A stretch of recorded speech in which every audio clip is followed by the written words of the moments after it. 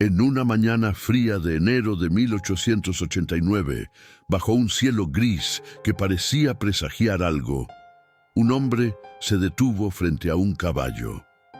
No había nada extraordinario en la escena, solo un cochero golpeando al animal cansado que no quería avanzar, algo que sucedía 1000 veces al día en cualquier ciudad europea. Pero este hombre no era cualquier hombre. Se llamaba Friedrich Nietzsche. Y mientras observaba esos golpes cayendo sobre el cuello del caballo, algo dentro de él se quebró. No su cordura, eso vendría después en la interpretación oficial, sino algo más profundo. Una membrana invisible que separaba su sensibilidad del sufrimiento del mundo. De repente ya no había distancia entre él y ese animal. Se lanzó hacia adelante. Abrazó el cuello del caballo y comenzó a llorar. No lágrimas silenciosas, sino sollozos que venían de algún lugar anterior al lenguaje. Como si en ese momento no fuera Friedrich Nietzsche, profesor y filósofo, sino algo más antiguo, la compasión misma encarnada. El dolor del mundo concentrado en un cuerpo que ya no podía contenerlo. Sus amigos lo llevaron a casa. Escribió cartas extrañas firmándose como Dionisio, como el crucificado, palabras que oscilaban entre la grandeza cósmica y la fragmentación total. Y después, silencio. 11 años de silencio casi completo antes de morir. El hombre que había escrito algunas de las frases más incendiarias de la filosofía occidental quedó mudo. La historia oficial dice: Nietzsche enloqueció. Diagnóstico médico: sífilis terciaria, demencia progresiva. Caso cerrado. Un genio brillante cuya mente se apagó en locura. Tragedia humana, nada más. Pero esa explicación siempre sonó demasiado simple, demasiado conveniente. Como si el mundo necesitara catalogar rápidamente lo que no podía comprender. Porque había algo perturbador en esa locura. No era la locura del demente ordinario. En sus últimas cartas coherentes, antes del silencio final, hay destellos de una lucidez tan intensa que quema, como si hubiera visto algo que su estructura mental no podía procesar. Como si la verdad que pasó toda su vida buscando finalmente lo hubiera encontrado a él y lo hubiera destrozado. ¿Qué vio Nietzsche en ese último momento de claridad extrema? ¿Qué comprensión llegó con tanta fuerza que su mente tuvo que apagarse para protegerlo? Porque no parecía locura accidental, sino colapso necesario. Como estructura que soporta más peso del que fue diseñada para sostener.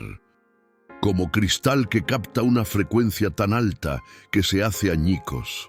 Y mientras el mundo lo declaraba loco y lo archivaba como caso médico, sus libros comenzaban a propagarse. Sus ideas, esas mismas que supuestamente brotaron de una mente defectuosa, empezaron a transformar la filosofía, la psicología, el arte, la cultura entera del siglo XX. Como si la locura del mensajero no invalidara el mensaje. O como si, de hecho, fueran inseparables. Aquella mañana en Turín, cuando Nietzsche abrazó al caballo, no fue el comienzo de su locura. Fue la culminación de su filosofía. Toda su vida había hablado de trascender la compasión débil, de afirmar la fuerza vital, de ir más allá del bien y del mal. Y en ese momento, todas esas palabras se disolvieron frente al sufrimiento directo de un ser inocente. La teoría murió. Solo quedó la humanidad desnuda. Nietzsche estuvo enfermo toda su vida adulta. Migrañas que lo cegaban. Dolores de estómago que lo doblaban. Náuseas constantes. Insomnio brutal. Problemas de visión que lo obligaban a escribir en cuartos oscuros. Su vida física fue tortura continua. Y sin embargo, de ese cuerpo quebrado surgieron ideas que transformarían el pensamiento occidental. No a pesar de la enfermedad, a través de ella. Porque Nietzsche tenía una relación única con su dolor. No lo veía como enemigo a conquistar o síntoma a eliminar. Lo veía como maestro, como portal hacia comprensiones que la salud cómoda nunca alcanza. El cuerpo sano puede permitirse ilusiones. El cuerpo enfermo no tiene ese lujo. Cuando el dolor te visita cada día, no puedes esconderte detrás de abstracciones filosóficas.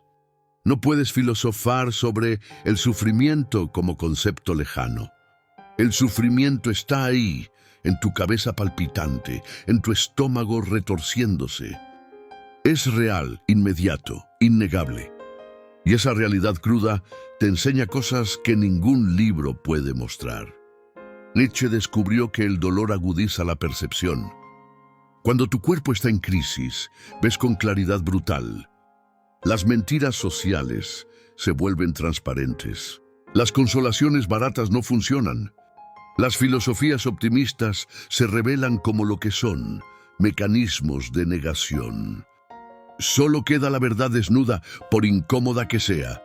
Por eso sus textos tienen esa cualidad de clarividencia feroz. No son productos de mente cómoda especulando desde sillón. Son comprensiones arrancadas del dolor directo. Cada aforismo fue pagado con horas de agonía. Cada insight costó noches sin dormir. Su filosofía está escrita en su propia carne. Y él lo sabía. Hablaba de su enfermedad como bendición disfrazada, como precio necesario por el tipo de visión que alcanzó. Decía que solo quien ha estado enfermo puede realmente apreciar la salud. Solo quien ha descendido a las profundidades puede valorar las alturas. La enfermedad fue su iniciación, su escuela, su forja. Pero había más. El dolor constante también lo separaba del mundo ordinario. Mientras otros vivían en el flujo normal de la vida social, él estaba aislado. Por necesidad médica, sí, pero también por la distancia que el sufrimiento crea. El que sufre crónicamente habita un mundo diferente. Ve cosas que los demás no ven porque no necesitan verlas. Esta separación forzada se convirtió en su ventaja filosófica. Podía observar la sociedad desde afuera. No estaba inmerso en sus ilusiones colectivas. No participaba en sus juegos de poder normales. Era outsider por enfermedad. Y esa posición le dio perspectiva que ningún filósofo académico cómodo podría alcanzar. Pero el precio era alto. La soledad del enfermo crónico es particular. No solo física, sino existencial. Nadie puede realmente compartir tu dolor. Puedes describirlo, pero permanece incomunicable en su esencia. Y esa incomunicabilidad te aísla, te vuelve extranjero en tu propia especie. Nietzsche vivió eso intensamente. Sus cartas están llenas de descripciones de dolor que nadie podía aliviar.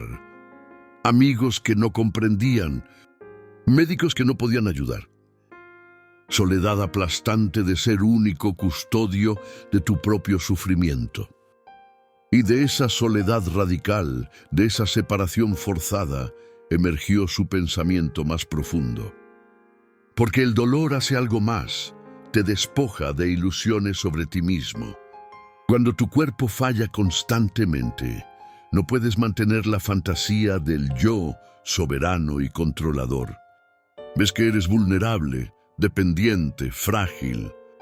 Y esa visión de tu propia fragilidad es el comienzo de la sabiduría real. Hay un tipo de comprensión que no ilumina. Calcina. Nietzsche buscó verdades que la mayoría evita porque son demasiado intensas. Y cuando las encontró, no trajeron paz. Trajeron fuego. El tipo de fuego que purifica destruyendo. Que revela la realidad quemando las ilusiones que la ocultaban. Su filosofía entera es un ejercicio de ver sin filtros, sin las protecciones que la psique normal construye para funcionar en sociedad, sin las mentiras piadosas que hacen la vida tolerable, sin las consolaciones religiosas, morales o metafísicas. Solo la realidad cruda, vista directamente sin anestesia. Y lo que vio fue perturbador. Vio que no hay fundamento.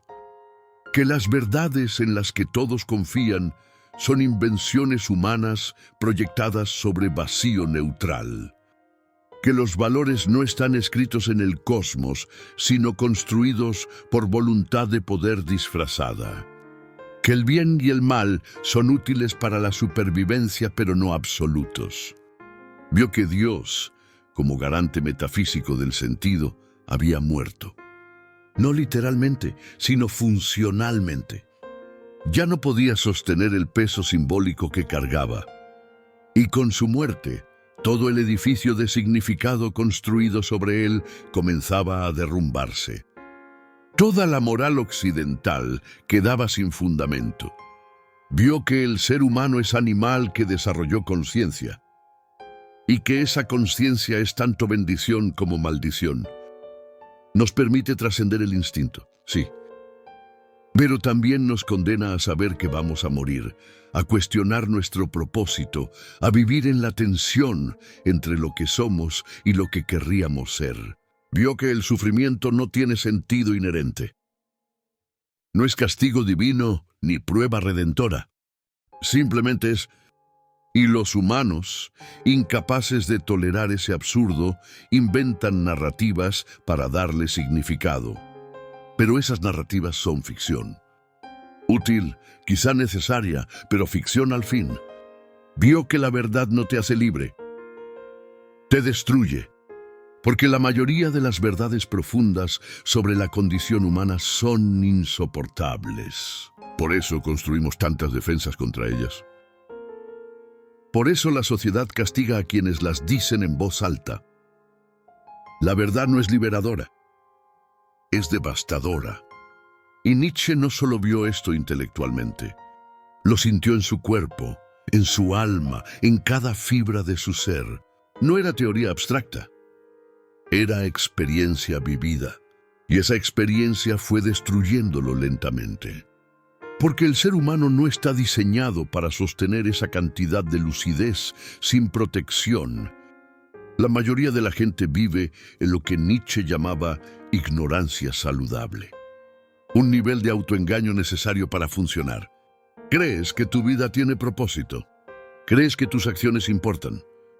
Crees que hay justicia, sentido, orden.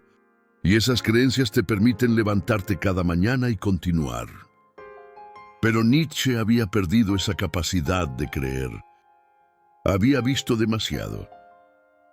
Y una vez que ves ciertas cosas, no puedes desverlas, no puedes regresar a la ignorancia cómoda. Estás condenado a vivir con el conocimiento que destruye las ilusiones necesarias para vivir normalmente. Es como el mito de la caverna de Platón, pero sin el final feliz.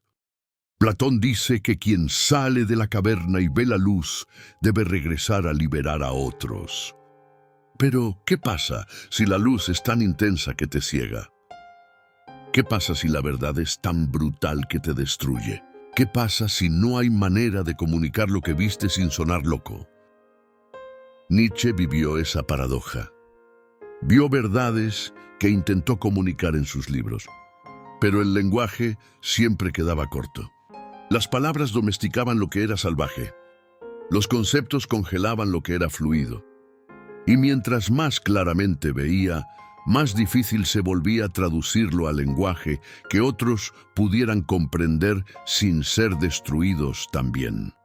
Entonces llegó aquel día en Turín, el momento del caballo, y algo en Nietzsche finalmente se dio.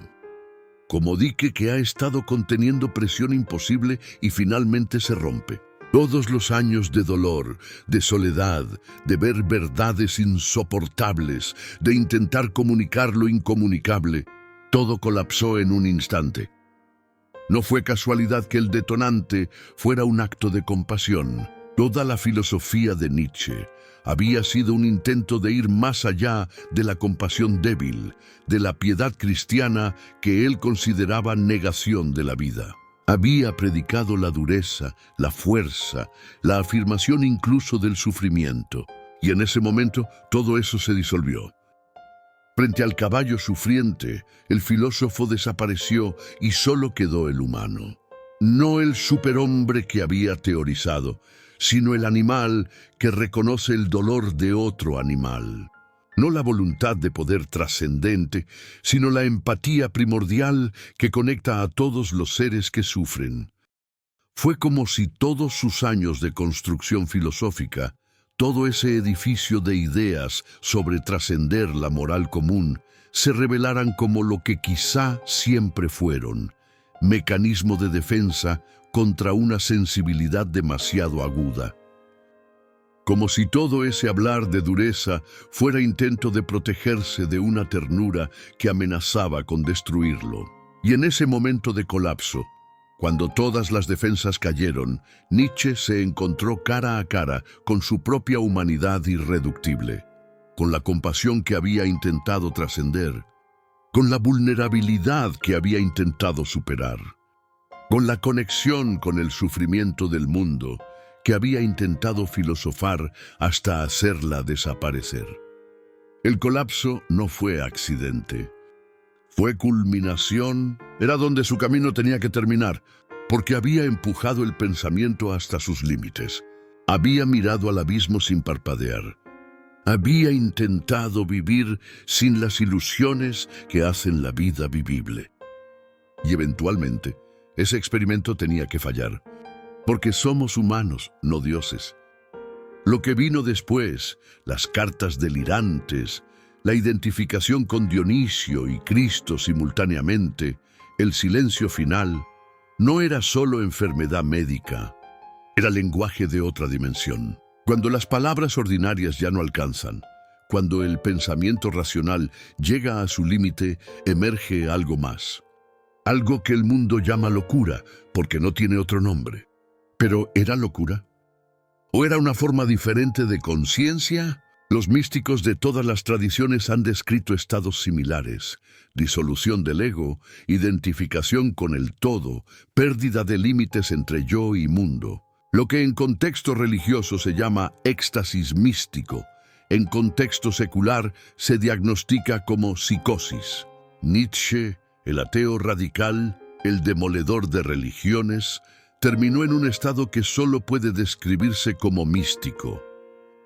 No místico en sentido cristiano que él detestaba, místico en sentido dionisíaco, disolución en la totalidad, pérdida de individualidad separada, fusión con el sufrimiento y la alegría cósmica simultáneamente.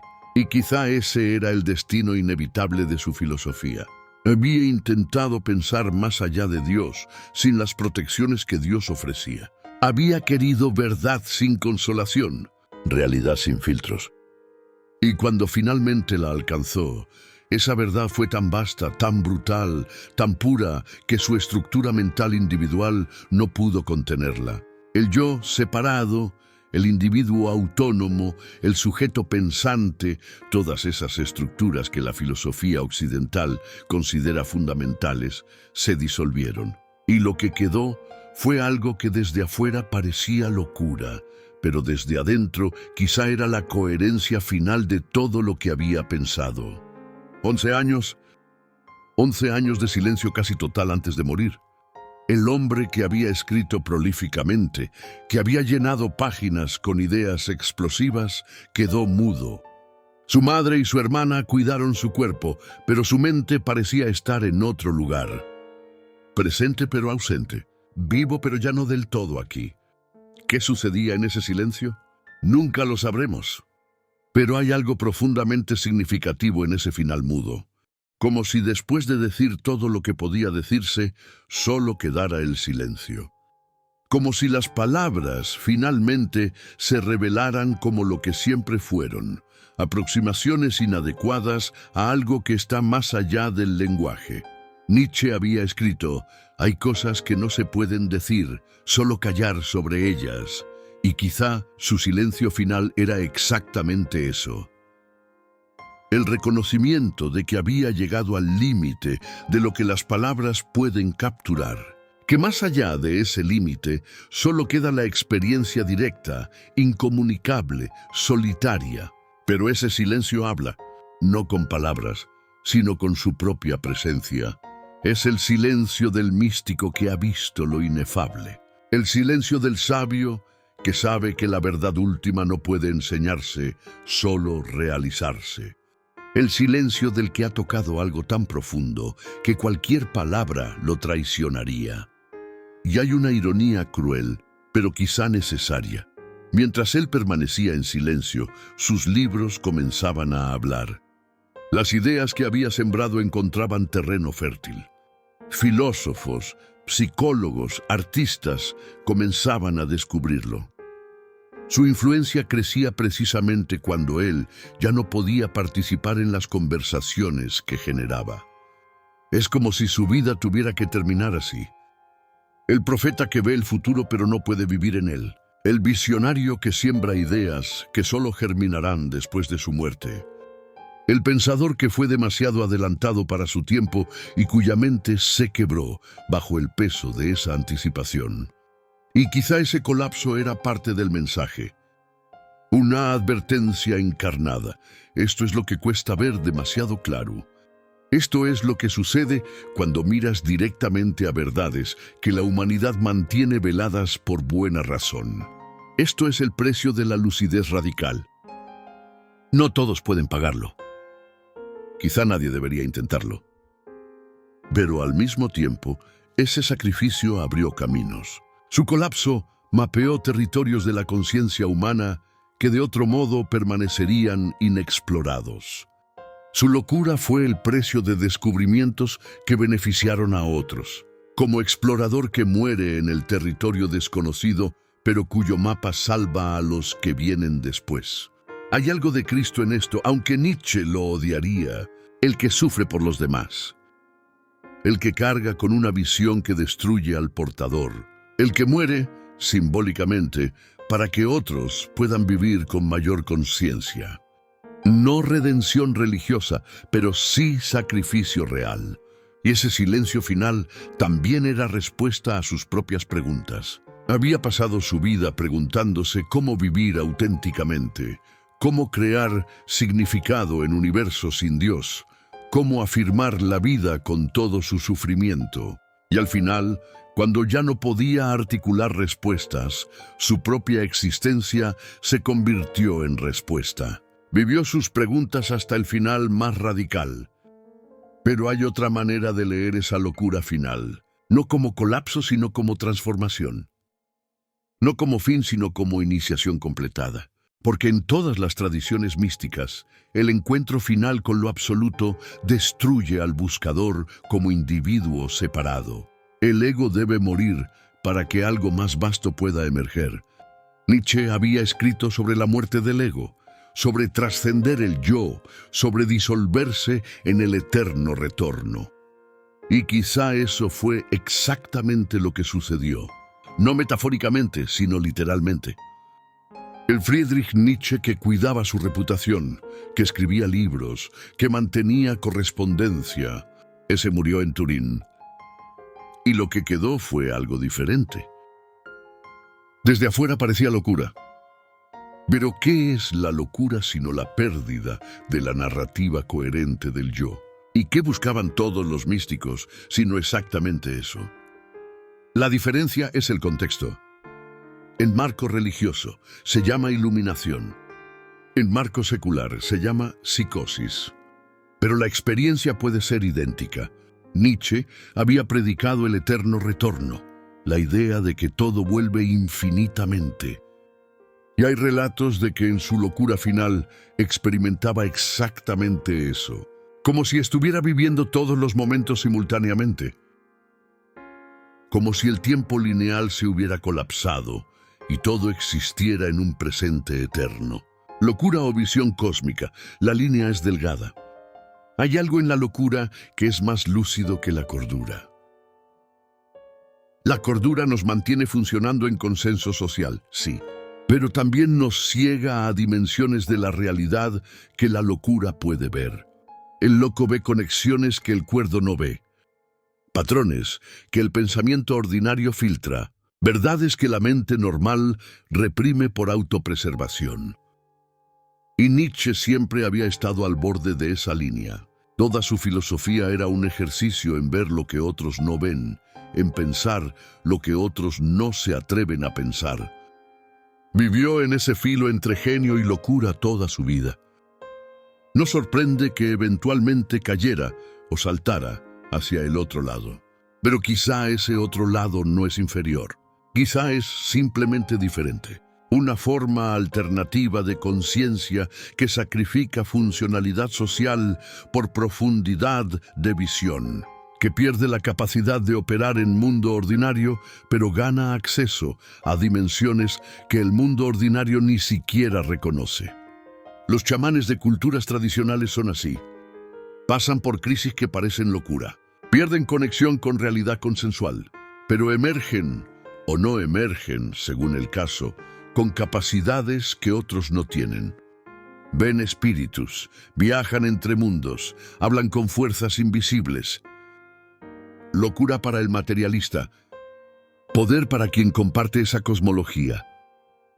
Nietzsche no tenía marco chamánico. Vivía en Europa racionalista del siglo XIX. Entonces, su transformación fue interpretada puramente como patología. Pero ¿y si era algo más? ¿Y si su colapso era también apertura? ¿Y si perdió su mente ordinaria para ganar acceso a algo que está más allá de la mente ordinaria? No lo sabremos nunca. El silencio final se lleva sus secretos. Pero hay sugerencia en ese silencio, porque el silencio de Nietzsche no fue vacío, fue presencia. Quienes estuvieron con él en esos últimos años reportaban momentos de mirada penetrante, de sonrisas enigmáticas, de presencia que sugería comprensión más allá de palabras. Y sus últimas palabras coherentes fueron sobre amor. El hombre que había predicado dureza, el filósofo que había criticado la compasión. Al final, cuando las máscaras filosóficas cayeron, lo que quedó fue ternura. «Solo ámame», escribió, como si todo el edificio de su pensamiento hubiera sido circunvalación de esa necesidad básica, ese anhelo humano irreductible. En aquella calle de Turín, cuando Nietzsche abrazó al caballo, algo terminó y algo comenzó. Terminó el filósofo. Comenzó el símbolo. Porque su vida dejó de ser solo biografía y se convirtió en parábola. Parábola del pensador que fue demasiado lejos, que miró demasiado directamente, que pagó el precio completo por verdades que otros reciben diluidas. Y ese símbolo habla más fuerte que todos sus libros, porque encarna la paradoja central de la búsqueda humana. Queremos verdad, pero la verdad última puede destruirnos. Queremos ver claramente, pero la claridad total puede cegarnos. Queremos ir más allá de nuestros límites, pero los límites existen por razones. Nietzsche mostró esas razones con su propia desintegración. No como advertencia para no buscar, sino como mapa de los peligros del camino. Sí, puedes ir más allá de las ilusiones protectoras. Sí, puedes mirar directamente al vacío. Pero prepárate para las consecuencias. Porque el abismo realmente te mira de vuelta. Y esa mirada puede transformarte más allá del reconocimiento. Su locura no invalida su filosofía. La completa. Porque él no solo teorizó sobre límites humanos, los vivió. No solo escribió sobre transformación radical, la experimentó. No solo habló de morir para renacer, lo hizo. Y si el renacimiento parecía locura desde fuera, quizá es porque estamos viendo con ojos que solo reconocen la cordura. Nietzsche te deja una pregunta final que es también advertencia e invitación. ¿Cuánta verdad puedes soportar? ¿Cuánta claridad antes de que te ciegue? ¿Cuánta profundidad antes de que te ahogues? Porque la búsqueda de verdad radical no es juego intelectual. Es aventura existencial con riesgos reales. Y no todos los que emprenden ese viaje regresan intactos. Pero algunos deben intentarlo. Porque sin exploradores de conciencia, sin pensadores que arriesgan su cordura por comprensión más profunda, la humanidad permanece estancada en sus ilusiones cómodas. Nietzsche fue uno de esos exploradores. Pagó el precio completo y nos dejó mapa de territorios que la mayoría nunca visitará, pero que es importante saber que existen. Suscríbete a Sueño Vivo y activa las notificaciones. Porque cada video es expedición a esos territorios peligrosos donde el pensamiento encuentra sus límites, donde la claridad se vuelve tan intensa que transforma, donde la verdad no consuela sino que desafía. El silencio de Nietzsche todavía habla y dice cosas que solo aquellos dispuestos a arriesgar su propia cordura pueden escuchar. ¿Te atreves a oír?